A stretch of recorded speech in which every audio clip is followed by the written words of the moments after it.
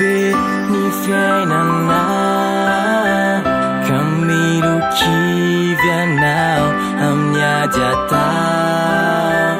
antsoe Jesosy fa io fony zoana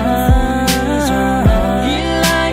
any manomero anao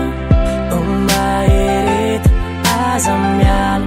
aza miala azo mafeo teny fikasany tsarovy fa Kristy tsy mandao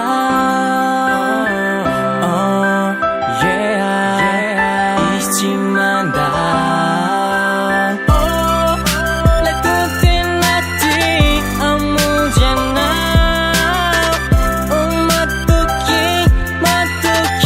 azy anao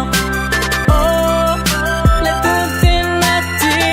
amonjy anao matoky azy anao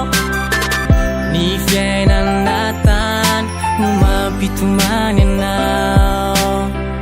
nizaniza miaina eto tojo olana sy sainto ianao ane le zanany ty sady tsy fona anoary atsofa miandranao Jesosy antsore Jesosy aneo famaly anao izy ane io fona iado anao